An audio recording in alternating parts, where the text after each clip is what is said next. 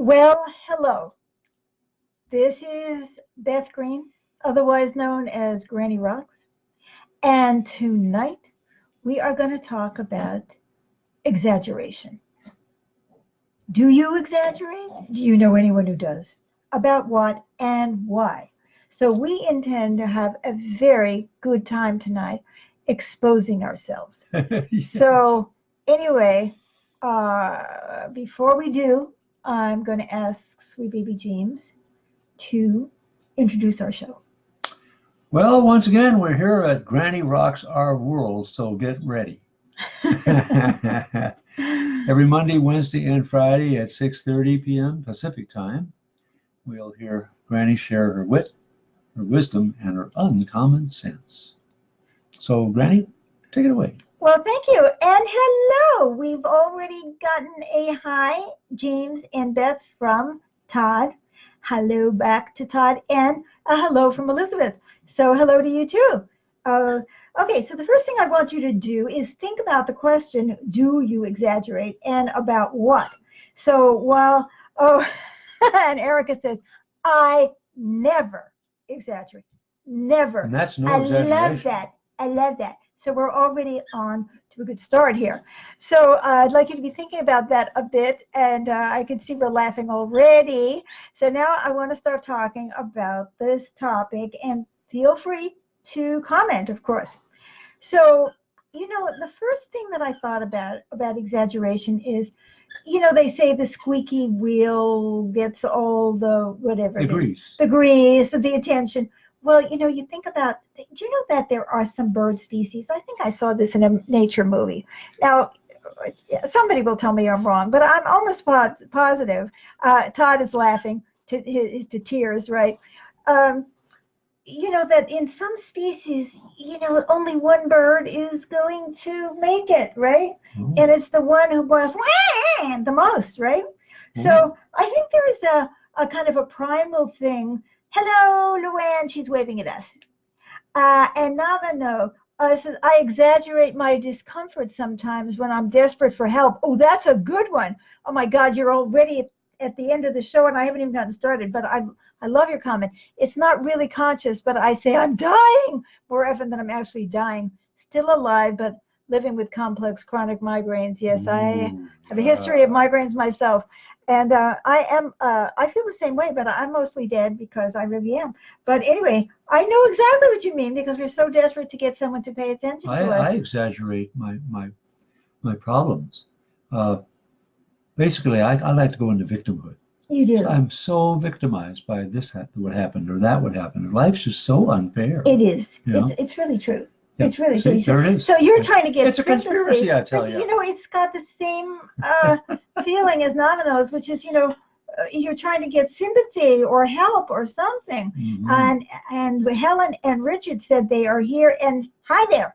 Well, hello. So anyways, I want to go back to the bird because I just want to say that I think that there could be something, very primal about this need to exaggerate and speak up. And, the puppy that's the runt of the litter, doesn't get the food. You know what I'm saying? So there's some biological aspect to this, we have to admit. But there's more to it than that. From the human side, and this so relates to what you guys have already brought up, is there something we're trying to prove about ourselves? Now, it could be something like, I need help desperately, but it also could be something like, I'm trying to prove how courageous I am. So because I'm a prime embellisher. By the way, I just want to tell you that I am wearing a nightgown, but today I put on a scarf.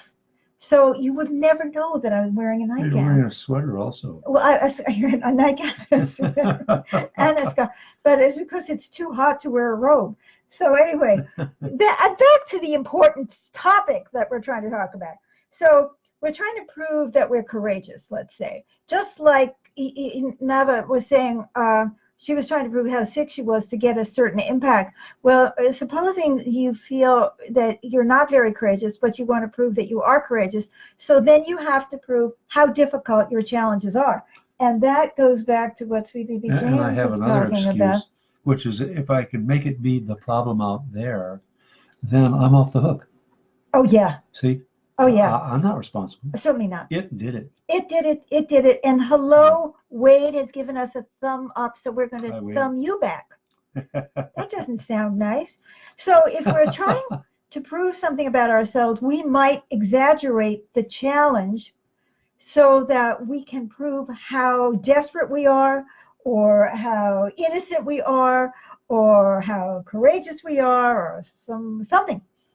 And another thing that we do sometimes is we exaggerate the weaknesses or strengths of somebody that we are associated with. Like, did you see that diamond ring that she gave me? Right? She's, I don't want to brag, but she's really got a great job, or she's really, or whatever it is. So we are now exaggerating about somebody else, which is still all about us, right? That we're still trying to. Especially when there's malicious gossip. Oh, you mean we're trying to prove something negative about something, Oh, yeah, somebody else? you blow it up. Oh, that's a good one. Oh, yes, I have been guilty of that too. Trying to make it sound worse than it is in order to make me look more saintly and make them look worse. Absolutely. So we may be exaggerating how smart our child is, or how, how handsome, it's because we want to prove that we can, that we can get that guy or that woman, or that this reflects on us. So what about we want to, we exaggerate because we're trying to win a competition that, even if it's only in our own mind, like that fish really was 17 feet long. I mean, I'm not exaggerating, because I'm competing with the guy next to me who last week came back and said that his fish was 16 feet long. I mean, what can you do? You're sort of compelled. You get into a cycle of exaggeration, right? And might as well put a saddle on it and ride it. Ride the waves. Oh, yeah. And so we're winning some competition that we have in our mind. And we're trying to prove that we are better than, oh, yeah, I played the trumpet better than that guy that I knew in high school 50 years ago, right? I got that one. Okay. So sometimes we exaggerate because we're trying to have a different kind of effect. Like, sometimes we're trying to get somebody to vote for us. I mean, aren't we entering into the era of exaggeration? Fake news. Fake news. We have a great voting record on. We supported the NRA every single time. There was one time that we disagreed with the NRA. Oh, no, we just have to cover that up. Cover it up. So, we want to win votes, so we have to exaggerate what we are going to do, as well as what we have done. So we feel that pressure to win. So starting with a bird that's trying to get. How about when you're interviewing for a job? Oh, yeah. And you play everything up beyond what was there. Oh, absolutely. Oh, yes. I've been doing that for years. You fit yourself to what the is job. that? What is it that she's asked me about? But oh, yes, I'm very good at that. Very, very good. Basically, we're trying to impress. Yeah. Oh, but before we just go into the simple impress and not happy with who we are thing, I also want to throw out that we sometimes exaggerate to cover up a weakness or a failure. So we have to make the challenge look like ginormous. I didn't want to get off my ass this afternoon and go out and move the beach chair out of the way. So that's not a beach chair anymore. That is a boulder. You know what I mean? Yeah. So I'm not admitting that it was a small thing. I have to convince you that the reason that I wasn't able to do it is not because I was lazy or really weak. I did for weak, but because it was just nobody could have done it. Right? I mean, who could pick up a boulder? And oh my God, you should have seen the snow. The only reason that I didn't shovel it was that it was 3 feet tall, and I would have broken my back. So we are trying to cover up. We're trying to, and so it comes down to, why are we trying to impress? Well, we've seen that some of it is based on survival, when it comes to getting a job or getting fed or something like that. getting elected. We think that our survival is at stake. Actually, Getting business. Getting business, exactly. Sometimes it's better not to get it. And sometimes it's just, and this is the saddest one of all, it's just because we're just not happy with who we are. And so we're always embellishing. Mm-hmm. You know, it's like it needs a little embellishment. So we were talking about this tonight over dinner. And I was talking about these beautiful classical statues like David or the Thinker or something. And I said, supposing somebody put a little embellishment on their ear, you know what I mean, like a flower, or you Or earrings. Earrings, like some major earrings and necklace. And so, wouldn't that be funny, right? And you look at that and you say, "Oh, were they crazy?"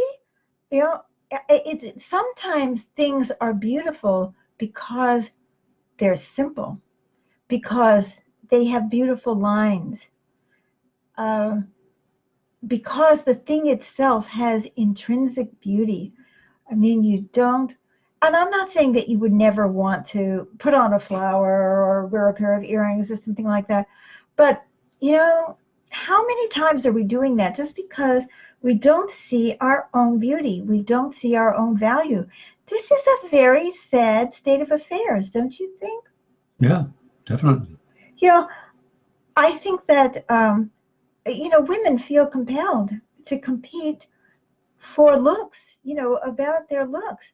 And I've seen it, with wealthy women or women who are married to wealthy men who absolutely are obsessed with looking perfect. And they have to, you may not see that as embellishment, but I mean, it's with the Botox and the thick lips and the dyed hair and all of that.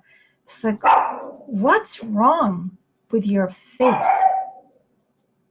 What is wrong with your face that you have to change it? So I have to exaggerate how youthful my skin is. I can't stand it when I see movies with old actresses. I say, "Oh, you look just marvelous," but not to me. They look like they've just been embalmed, or something like that. Or they're wearing so much makeup you can't see their face. That is kind of sad to me. Very sad that people do that to themselves. So, what is it that we exaggerate about ourselves? Like, Navino, when you talked about you're so desperate for help, which makes me feel sad, you know, is there no one that you can speak honestly to about the help that you need? Isn't there anybody that would actually hear you? If not, we did a show the other day about uh, the pain about family and people who don't love us and respond to us. And we can say, go to a different restaurant, try to find people who do, who can appreciate you and who will respond. I don't want, this makes me feel really sad. I don't want a mom that I need to scream louder to get her to feed me, like that bird that it gets so aggressive. I don't want that. And I know some of you had that. So think about where it might have started in your life. Whose attention were you grabbing? Who did you have to impress in order to get your needs met? Right? And are you still there? Or is there some other way that you can free yourself of that old pain and move forward and find people who value who you are and find that value in yourself as well? So I'm going to take a moment's pause for you to think about why you may have started exaggerating, who in your life you had to exaggerate for. And if anyone would like to share, please feel free as we think about this and where it started. By the way, I want to say something else about exaggeration, because this is me. I felt very alone as a child. I I shouldn't say I felt very alone. I was very alone as a child because I didn't have friends. And the best friend I had was my mother. And I would come home, and I wouldn't say that I started by exaggerating, but I would say that I wanted to entertain her. And so one aspect of exaggeration is that we're trying to entertain people to keep their interest. So we have to dramatize something. Now, it's okay if you do it with a laugh and everybody knows that you're telling a good tale, you know. But it becomes so ingrained when you're constantly having to keep someone's attention in order to save you. And that is kind of sad, isn't it? Todd said, I exaggerated my popularity and intelligence. And I wonder why. Why did you, who were you exaggerating to? And why did you? Were you trying to convince one of your parents that you were more worthwhile than the way they treated you? Or was it just for yourself to make yourself feel better? So if there are no more comments coming in immediately, and I know that there's a delay, and lots of times we get these fabulous comments right after I hang up, but I never know. I'd like us to, as we talked about on our last show, have a lot of compassion for ourselves about our exaggeration. Face it honestly. Look at where it came from.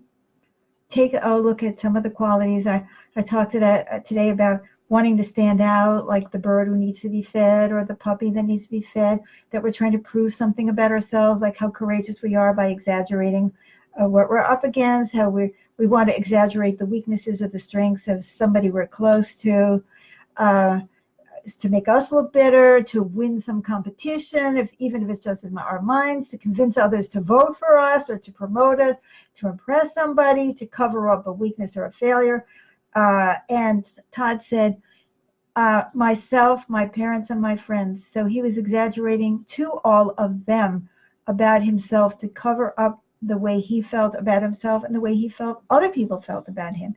And Erica said, I remember dramatizing when my feelings were hurt.